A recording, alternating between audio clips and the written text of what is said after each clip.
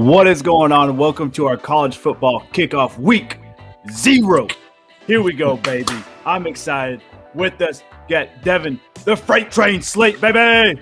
Ryan, the Professor Richardson. And Andrew, hitting dingers.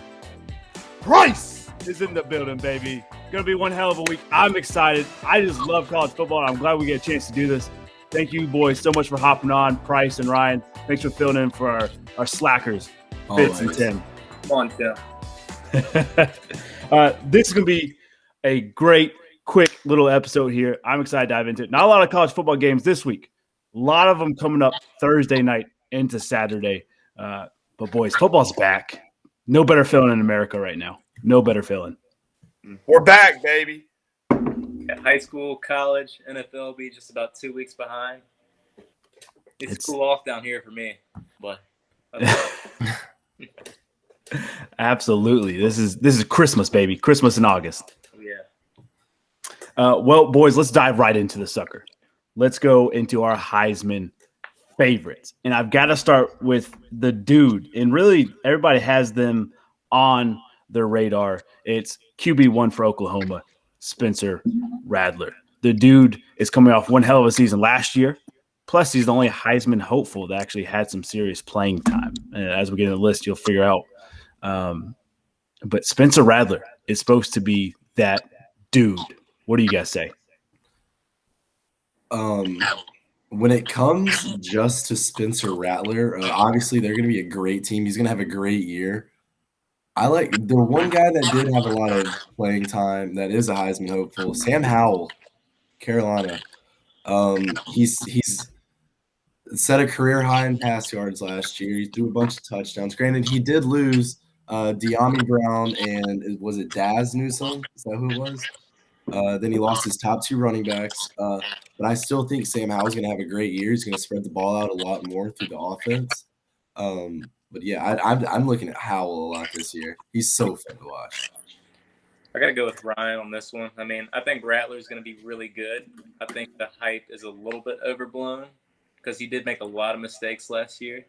I think without the 2 top running backs back for Carolina, I think Howell's about to put up some stupid numbers throwing the ball.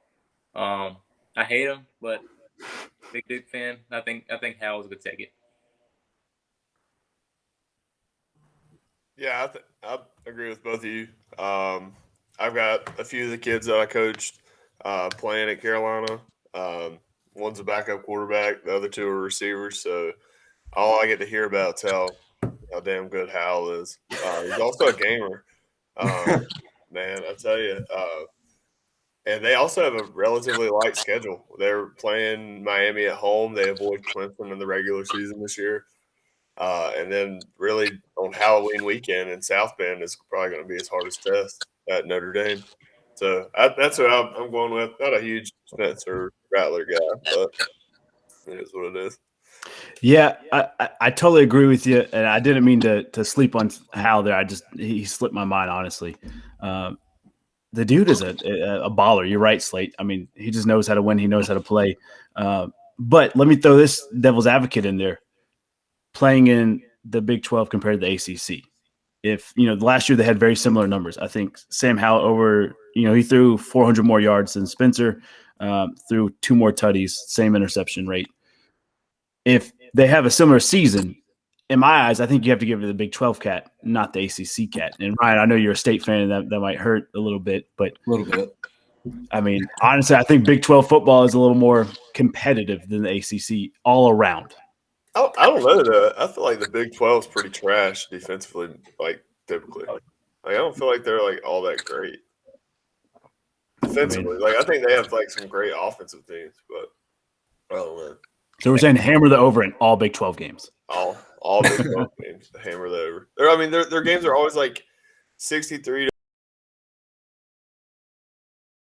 to 49.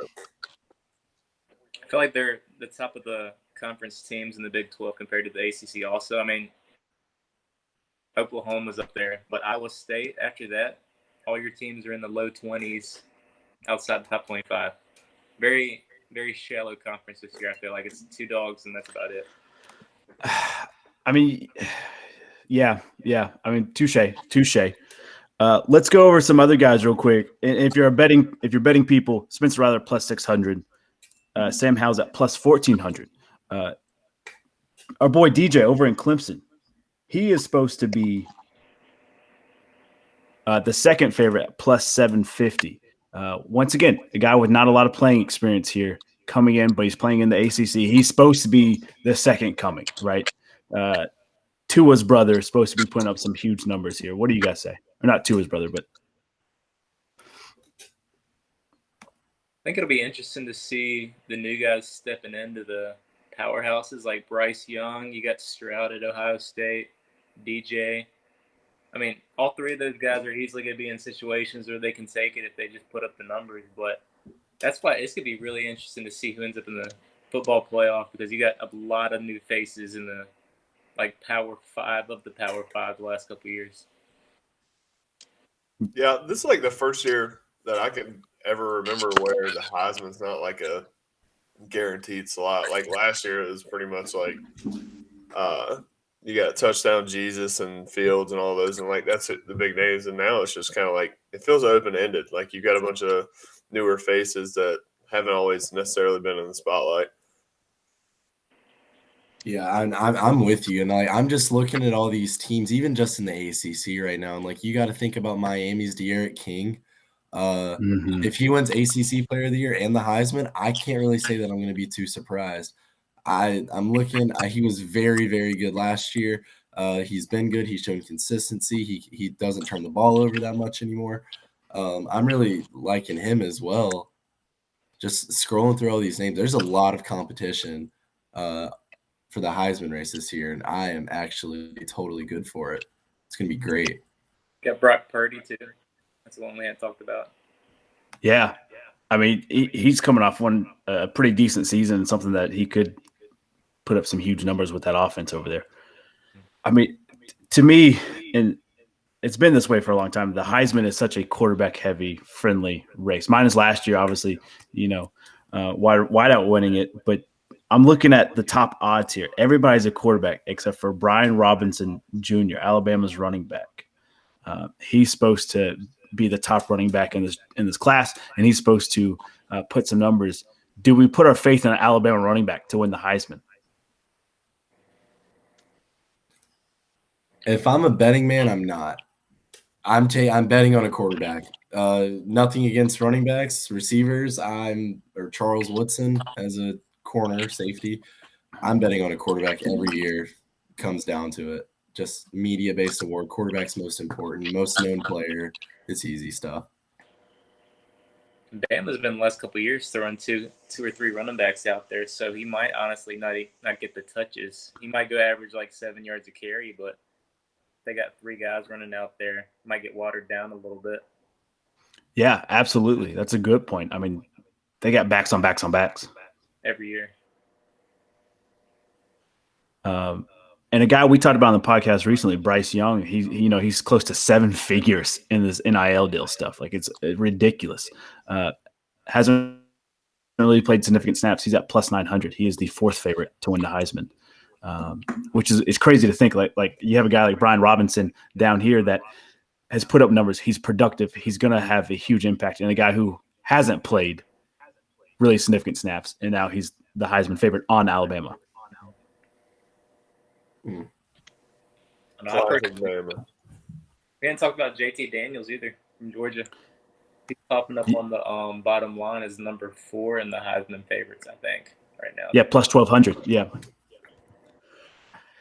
Georgia quarterbacks, I don't know if I trust them or not. I'm not sold on him personally. He didn't look great last year either. Yeah. Anybody else that we haven't talked about that you guys wanted to dive into? Maybe one more running back on the radar just because he puts up numbers is that Iowa State kid. I think he was freshman in the country last year, or second or third at least. I can't remember his name. Is it Breece Hall? Yeah. CJ Stroud. Yeah. Yeah.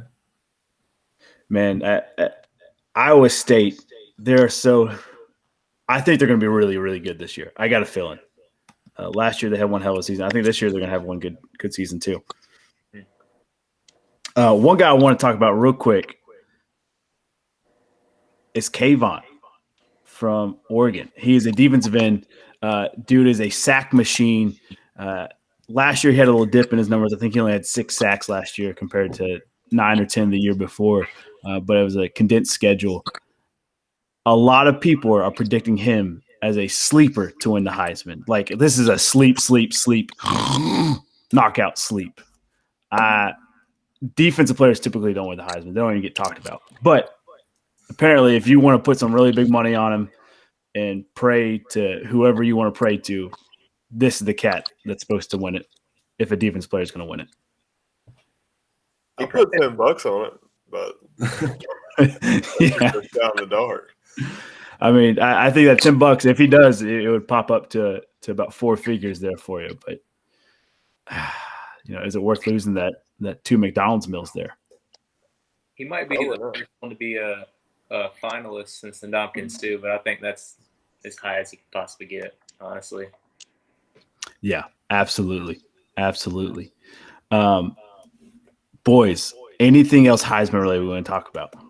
The fact that Grayson McCall's on the Heisman list is absolutely ridiculous. Why do you say that? I don't know. I don't like Coastal. I saw a stupid ESPN not poll, like a ranking where they had him ranked as like the 20th best, like the best player in college football over De'Aaron King. And I think that's the stupidest thing I've ever heard in my life. That's ridiculous. Yeah. Oh man. They like heading up the boom here. What was that, Price? I hope Coastal likes the cold because they're heading up the boom this year for a good ass beating. Dude, there's going to be a lot of people who have been riding this Coastal bandwagon this year. I think they're in for a rude awakening. Coastal, they're a decent team, but they look good against everybody that was in the COVID protocol. They look good on a COVID year. This is going to be a true test for them, and they better get their ass prepared for Boone. You're absolutely right. All right, boys, let's move into it. Our top 25 national champions, future. Who are we going to hammer down on? I think you have to start with Bama. Bama. Is that pretty clear cut, Slate? You agree? Bama and Clemson every year. Yeah. So somebody says different. Yeah, I feel like those are locks, right? You just lock them in the playoffs already. Yeah. And the other 2 spots, you could filter between 6 teams maybe. I mean, Bama's got a lot of talent returning. Shocker, I know. Clemson, a lot of talent returning. Shocker. I don't know, boys. I feel like chaos is going to happen this year, but I still like Bama being on a lock for the playoffs at least. I mean, it's Bama no matter what. They're looking to defend their title and everything like that. I mean, you remember what happened? I don't think it was last year. It might have been the year before, where Bama probably shouldn't have made the college football playoff. They probably should have finished it around 5 or 6, but they still got the 4 seed, and they beat Clemson, I believe. And it was something like that. It was the Justin Fields year, all those years, 2 years ago. But I just remember basically Bama shouldn't have made it at all. And then the way Alabama works is Alabama has to be in no matter what. So even if it's shaky towards the end, that's still like another safe pick for you to hammer down on, you know? Because if they're essentially a top 6 team, the media is gonna fight for Bama to be into it because it's a better story, it's more action, there's more talent most likely, you know. Yeah. I mean, I'll drink that Kool-Aid. Pass on over because I'll drink it. Let's look at the odds here. Bama plus 260 to make the championship. Clemson plus 400. It's not even worth betting on. Right. Like, come on. Give me some good odds here. Ohio State, shocker, plus 600. Georgia plus 750. There's your top 4 who are supposed to make the playoffs here. And then there's a huge jump to Iowa State at plus 3,000 and LSU and A&M at 3,000 as well. What's Carolina's odds? I figured they would have been up there. They're up there. They're right behind Notre Dame at plus 5,000. Good Lord, what a jump. I mean, hey, you're Wolfpack plus 15,000. Go Pack, baby. Go Pack. They need All to day and expand every day. it. They need to expand the playoffs so we can have a hope of, hey, let's get, some of these non-Power 5 teams in there. And really some teams other than Bama and Clemson, maybe they can shake it up. And maybe they can beat them in a Rose Bowl playoff situation. You never know. But this year's game will be played at Lucas Oil Stadium, the finals, the Goodyear Cotton Bowl and the, I think, Orange Bowl are the playoffs, I think. I know they rotate. Any dark horse, you're like, hey, they might have a chance to sneak in the playoffs. Miami. Off the top of my head, Miami. I think De'Aaron King's a very, very good quarterback. Yeah, absolutely. And he's got a chip on his shoulder. He's returning from a little injury there. I think King's going to put up some big numbers. You're absolutely right. But then Miami also scares me. It's the return of the U, but most of the time it gets turned down pretty quick. Yeah. I'm rolling with, I think this is the year that Cincinnati sneaks in with the 4th seed. Let's go, Bryce. First round QB. They got 2 or 3 guys on defense that are supposed to be in the first round. I know they play Notre Dame. Who's the other big non-conference game they got? Because they got 2 that could put them up pretty fast, and they're starting at 8. That's higher than they've started in the past, too. So, no. I'm going with the Magic. I think a non-Power 5 sneaking in with the 4 because I think there's about to be some Big Ten chaos where Ohio State maybe catches a loss or 2. Ooh. So. Let's see. I mean, they got Indiana, who Indiana's not supposed to be a slouch this year. They got Notre Dame, which you talked about. I'm trying to look for the just another big one.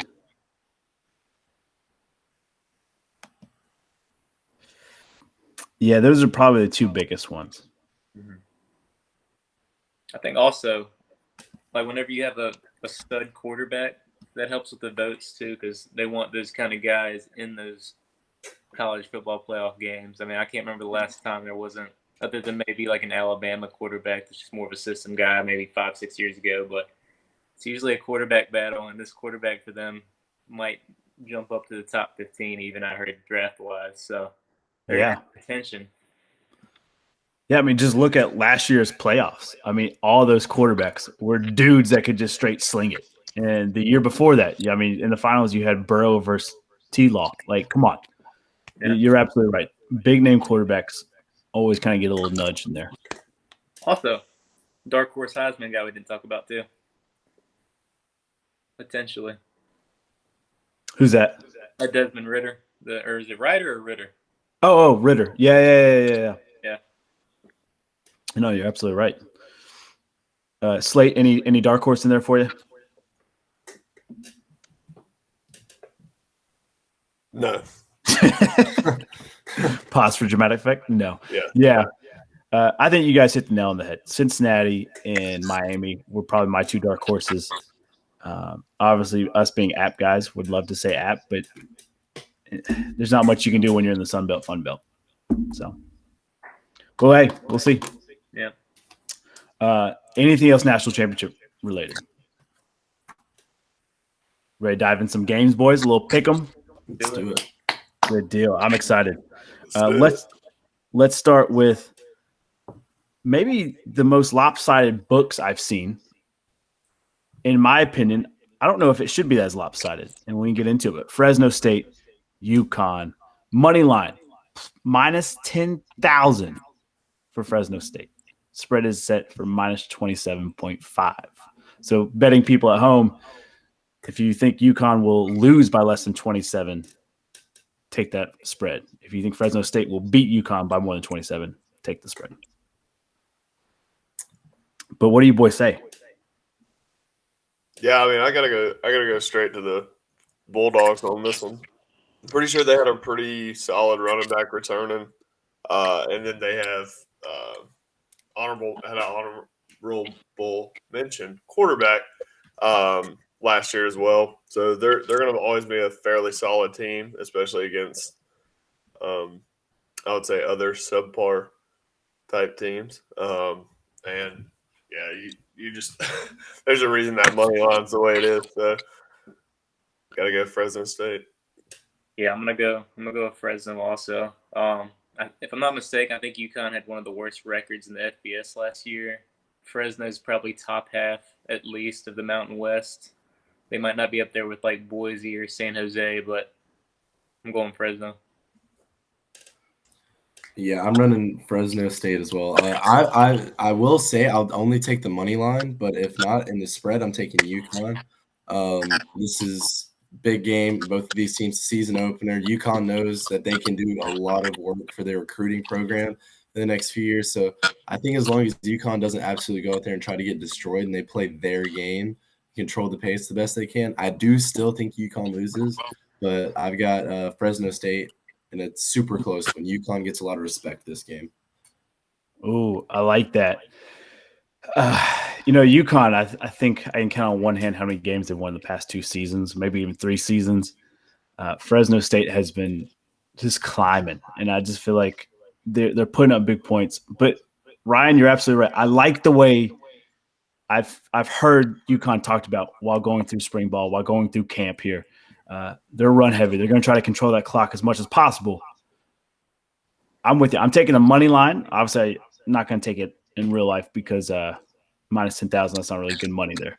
But hammer down Fresno State. They're going to get the win. But I like UConn in the spread. That's a great pick.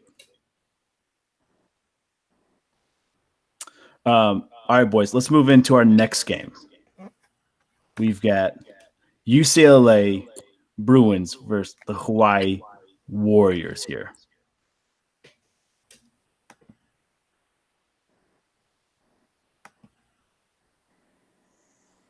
think this will be a closer one. I don't think UCLA beats them by the spread that they have on there, but I take UCLA by 10.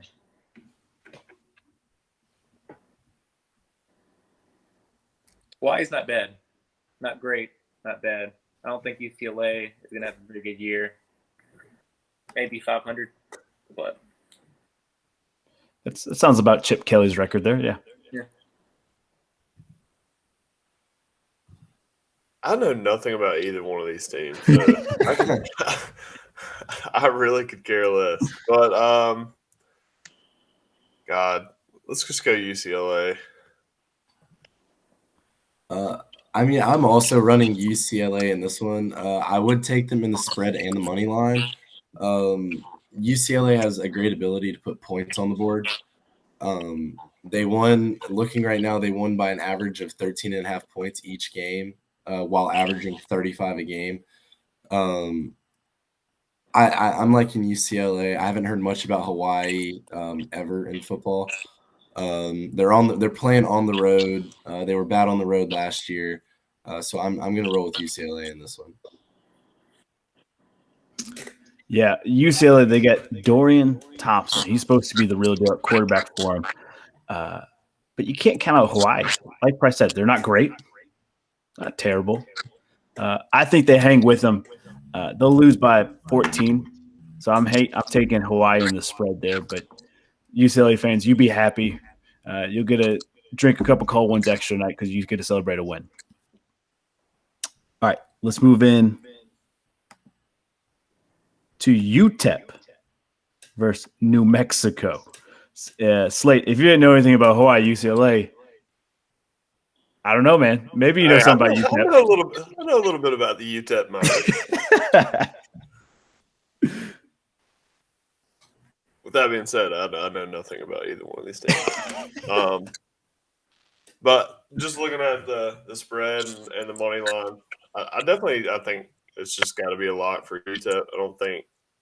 I definitely don't think this is going to be like a classic game where they're just going to put this up in the Hall of Fame. But I don't know. ESPN instant classic. Yeah, instant classic. Just a barn burner. I'm going to go UTEP big with this one. New Mexico State is typically pretty bad themselves. They're typically 2 or 3 win team. UTEP's not great either. I think it's a bad beating a worse team. Yeah, I'm going UTEP as well. They have a lot of returning guys to their team, including their 2 top receivers, their quarterback, and their 2 top 2 running backs on the depth chart. Jacob Coing, he averaged 16.89 yards per reception to lead the team last year. UTEP's on the road, but I'm liking them to win this game. They have a lot of returners. They're going to come out ready to win, prove a point to these young guys. I'll take an UTEP. Not so fast. Here we go. We're going New Mexico, baby. The Aggies are going to get it done. Upset. Week 0. I'm calling it. The worst team beats the bad team, Price. Ooh, it's a bold take. Yeah, well, I'm going to be honest with you. I flipped a coin, so. All right. Moving in to I'm going to save that one. Let's go San Diego State or Southern Utah, the powerhouse down there.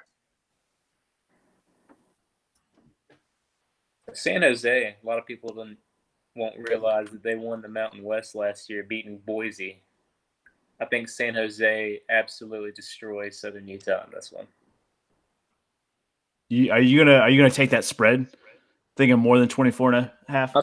I'm thinking they win by 4 or 5 touchdowns, honestly. I guess Southern Utah is terrible. San Jose State might end up in the top 25 again. I think they got their quarterback back from last year. Oh, Nick Starkel is Dyson.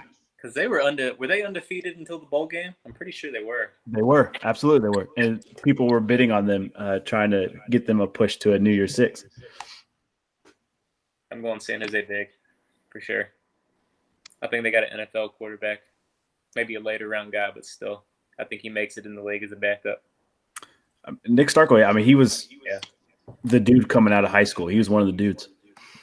Oh, yeah. Hammer the spread, baby. But never heard of Southern Utah's mascot. I'm a big fan of the Thunderbirds. Just a fun fact. Yeah, it's a fun name, unless you play Southern Nash every freaking year and get smoked. But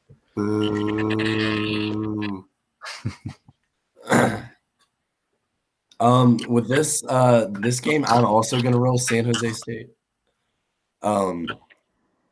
Especially looking at the over-under for this game is 56.5. I'm liking that a lot just because I know San Jose State is going to score points. They scored 26 or more in 5 of their last 6 last year, and they also allowed 24 or more in their last 4. So that's another little tidbit if you guys are hammering down on some stuff. Hammer the over as well in this game. Hey, absolutely. You read my mind. You're like a little Fitz over there. You got your numbers. You're doing money ball for us. Yeah, I'm taking the over. I'm taking San Jose State with that spread. I mean, Nick Starkel is just – to me being a quarterback coach, I love the way he just balls out there. I'm liking him. Plus, reached out to Southern Utah. Didn't get back to me. Put him through a table, baby. Got the nunchucks out. Southern Utah, get the hell out of here. Moving in. How the hell do you have nunchucks? Why don't you have nunchucks? If you can give me a nunchuck little relay here, then I'll be impressed. I don't want to break stuff.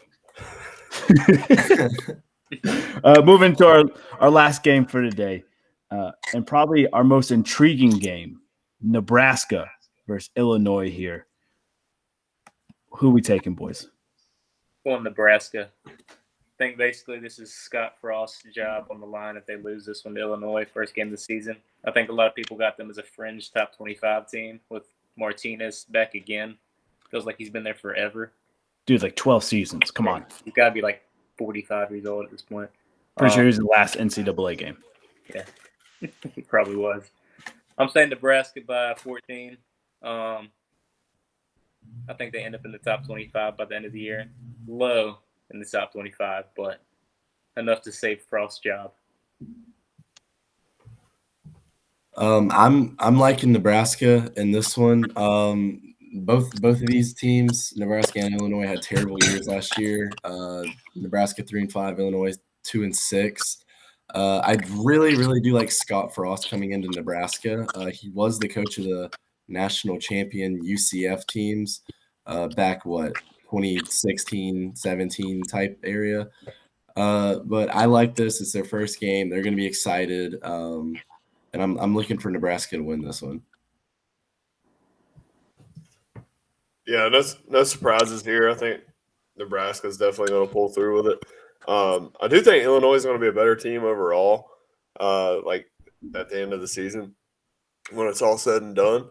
But this week, I think they had some coaching personnel changes on the defensive side. I think they're going from a 4-3 to a 3-4. Mm-hmm. So there's always just a little bit of, I think, some transition time that takes into step, and that's not really an easy transition for a defense, especially when you got new coaches and different philosophies and stuff. So gonna go to Nebraska, but look out for the Illini. I could see them upsetting some people in the Big Ten.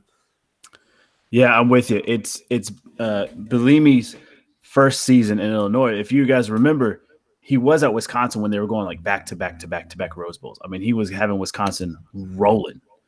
And then he goes to Arkansas, terrible. Then he moved to the NFL. Now he's back in the Big Ten. He knows how to win. Scott Frost has shown everything why he should have stayed at UCF since he's been at Nebraska. I have not been impressed with him. There's been a lot of drama in Nebraska. Price, you are absolutely right. This is his last chance, his last rodeo to get it done. If he loses to Illinois week 1, I got a feeling he doesn't make it all the way through the season. With that being said, though, you got Adrian Martinez, who's been there for 80 years. It feels like he rushes for close to 2,000 rushing yards. He's passed for well over 5,000 yards. The dude is just an offensive machine. I'm taking Nebraska, but don't be surprised if Illinois pulls an upset here. I'm not going to take any money on this game. Martinez is the Perry Ellis of the NCAA. Oh my goodness. Fantastic reference. That was perfect. In our final game, this one's popping off on Wednesday. There's a lot of Thursday night games. We're going to cover them on our podcast, just like Ryan. I'm sure you're going to cover on For the Score Sports, your own podcast there. But I figured we wouldn't get to this Wednesday one. Plus, it's just an extra game for us to pick, so you can't go wrong here.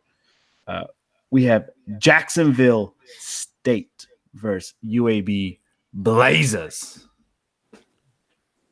There's no money line. There's no spread yet. I couldn't find it anywhere on any books. I think Jacksonville State's still FCS, aren't they? They are, and they are a powerhouse. Yeah. I'm still taking UAB. Shout out Jacksonville State, though, home of country superstar Riley Green. He was a quarterback there. Fun little factoid.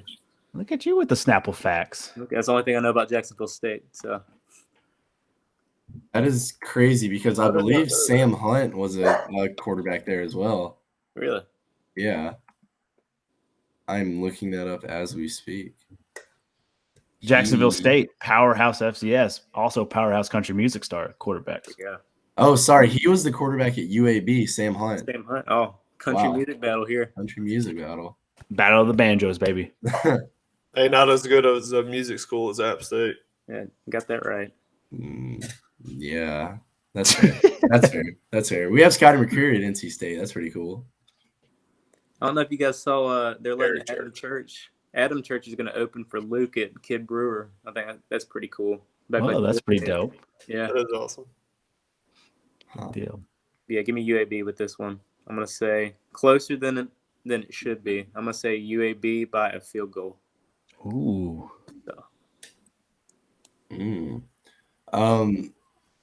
This is the best team Bill Clark has ever had at UAB. Shout out Sam Hunt. We're going to roll with Sam Hunt going in this one, and they're going to catch the dub. UAB is going to get one. They're trying to prove that Sam Hunt makes better music than Riley Green. You guys know how it goes, really. So I'm going to go with UAB in this one. It's all about the music bragging rights, baby. Exactly. Well, with that being said, I'm going with Jacksonville State because Riley Green definitely makes better music than Sam Hunt. Oh, man. I don't know if you guys remember, UAB was dead. That program was done a couple years ago. They didn't have a football program. They had it canceled. And the story of them coming back, the talent is there on that roster. I've taken Jacksonville State, though. Give me the Gamecocks hammering down on UAB. It's going to be it's probably going to be the closest game, I think, of this slate that we've picked, and probably the most competitive. You're going to see a lot of good football, but I'm taking Jacksonville State. Yeah, they might get a Sun Belt invite with that one then. It wouldn't surprise me. I think they're just waiting for like a little facility upgrade, and we're going to see them move up. All right, boys. That's it. That's our first college football kickoff. Listeners, viewers, we are going to be here every Saturday morning giving it. Ryan and Price, you guys are always welcome back. We appreciate you guys filling in for our slackers, but you guys are always welcome back. And look out for special guests every week. We'll bring on, hopefully, a player who's going to play that day or who's already played that week, and we'll get some insight for him. All right. There we go. Yeah, thanks for having us on guys. Hey, anytime. Go drink some beer, boys. It's tailgate. Football's back. Let's go have some fun. Football's back. Let's go. Alrighty. Oh, man.